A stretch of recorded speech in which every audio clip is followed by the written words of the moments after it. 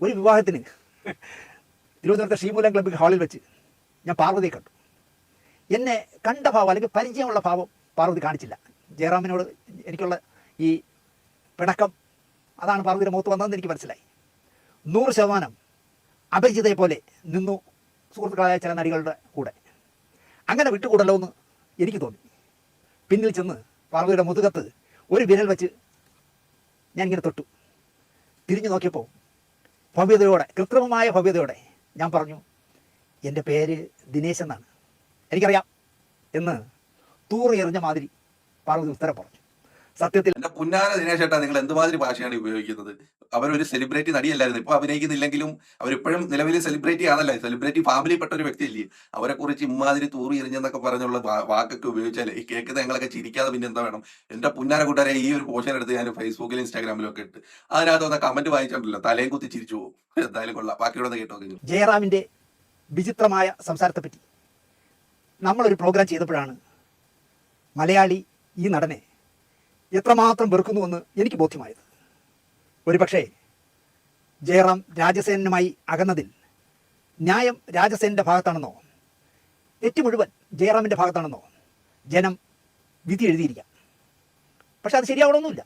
എന്തായാലും ജയറാം ജോഷി സാറിൻ്റെ 2020 ക്ലൈമാക്സ് സീനിൽ ഇല്ലാതെ പോയതിനെ പറ്റി 4 ക്യാമറകളിൽ 4 രീതിയിൽ പറഞ്ഞത് ഞാൻ തുറന്നു കാട്ടിയപ്പോൾ ഒരു ദിവസം കൊണ്ട് ആ പ്രോഗ്രാം 1 ലക്ഷത്തിലധികം പേർ കാണുകയും ഒരുപാട് പേർ എന്നെ വിളിച്ച് അഭിനന്ദിക്കുകയും ചെയ്തു. എനിക്ക് ജയറാമിനോട് ഒരു പരിഭവവും പരാതിയും ശത്രുതയുമില്ല.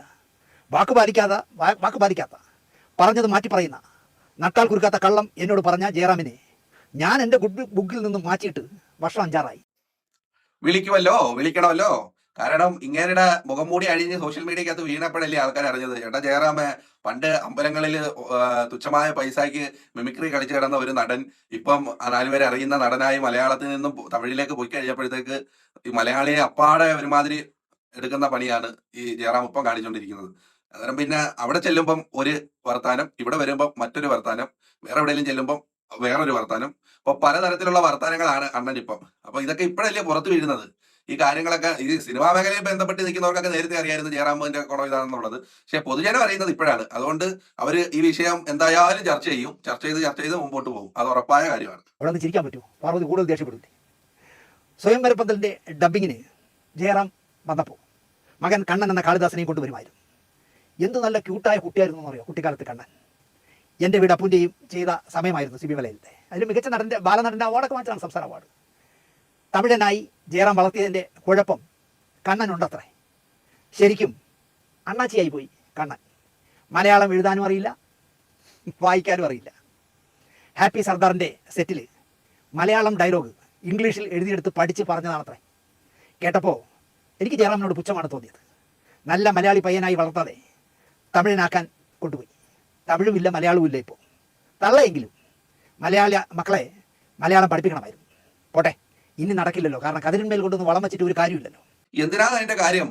അതിന്റെ ഒരു കാര്യമില്ല. ഇയാൾ ഭയങ്കര മലയാള സ്നേഹവും ആനപ്രേമിയും പിന്നെന്തോ ചെണ്ടമേളവും ഇതെല്ലാം കേരളത്തിനോട് നിറഞ്ഞു കവിഞ്ഞ സ്നേഹം കാണിക്കുന്ന ഈ വിനേഷ് സ്വന്തം മോനെ മലയാളം പഠിപ്പിച്ചില്ലെന്ന് പറഞ്ഞാൽ വിരോധാഭാസം എന്നല്ലാതെ വേറെ എന്ത് പറയാനാ?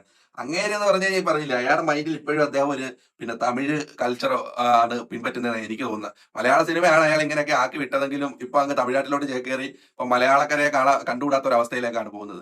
അതുകൊണ്ട് എന്തായാലും മോൻ തമിഴിലും ഒന്നും ആയില്ല, മലയാളത്തിലും ഒന്നും ആയില്ല. ഇനി ആവോ എന്നുള്ളത് എനിക്ക് അറിഞ്ഞൂടാ. അവൻ അഭിനയിച്ച ഏതെങ്കിലും ഒരു പടം വിജയിച്ചായിട്ട് എന്റെ അറിവിലില്ല. നിങ്ങൾക്ക് അറിയാമെങ്കിൽ നിങ്ങൾ പറയണം. അപ്പൊ ഇവിടെ മലയാളത്തിൽ തന്നെ മലയാളം സംസാരിക്കാനും എഴുതാനും പാടാനും വരെയൊക്കെ അറിയാവുന്ന നായകന്മാരായിട്ടുള്ള പിള്ളേരല്ല, അഭിനയിക്കാൻ അറിയാവുന്ന പിള്ളേർ ആയിരക്കണക്കിന് ഇവിടെ നിൽക്കുമ്പോഴാണ് ക്യൂവില്. ഇനി ജയറാമിന്റെ മോനായതുകൊണ്ട് കുറച്ച് പടമൊക്കെ ആൾക്കാരെ ചാക്കിലാക്കി ഒരുത്തന്റെ കുടുംബം തന്നെ തകർത്ത കഥയുണ്ട്. അതുകൂടെ വരുന്നുണ്ട് ഇതിനകത്ത് കേട്ടോ. അങ്ങനെയൊക്കെ പടം ഇടുന്നത് എന്നിട്ട് വല്ല രക്ഷയുണ്ടോ? ഒരു രക്ഷയില്ല. അതങ്ങനെ ഇങ്ങനെയൊക്കെയുള്ള ഗുണമില്ല. പിന്നെ എങ്ങനെ രക്ഷ കാണിക്കുന്നത്? ബാക്കിയോടെ കേട്ടോ നിങ്ങൾ.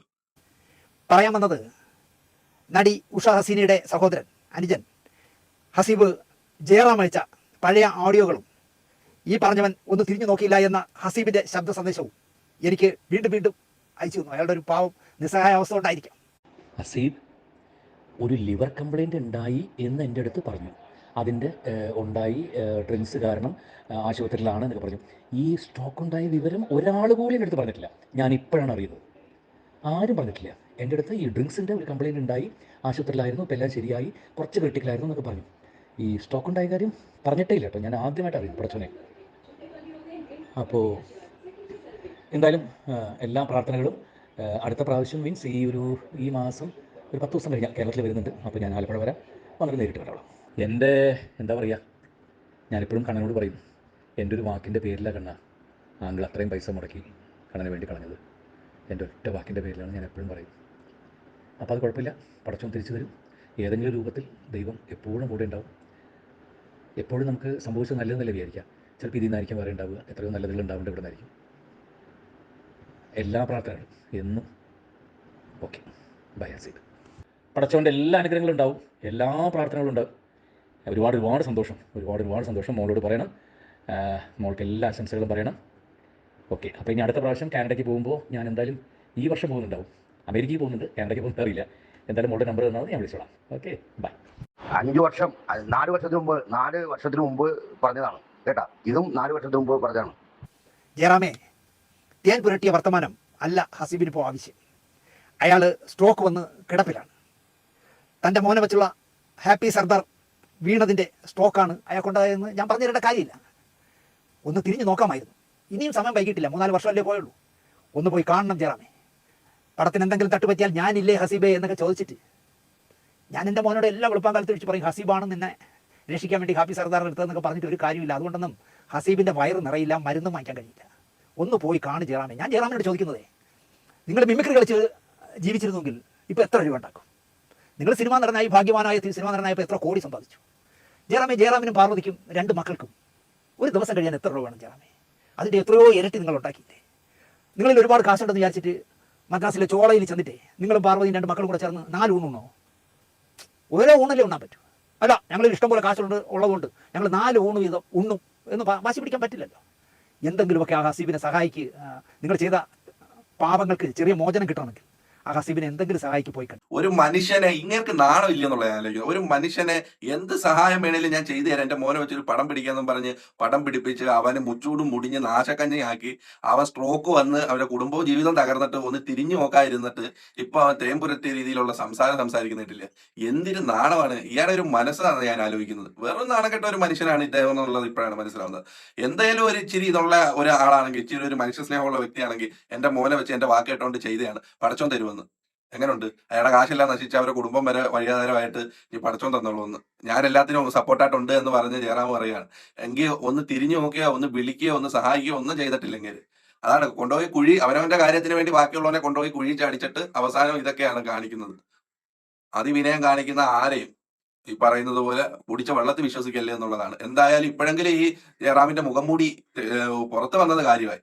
ഇനിയിപ്പോ എന്തായാലും മലയാളികളുടെ ഇടയിൽ എന്തായാലും ഇമേജ് അങ്ങ് വാനോളവാ. ഇനിയിപ്പോ എന്ത് പറഞ്ഞാലും ഏറി കയറുണ്ട്, അത്രേ ഉള്ളൂ.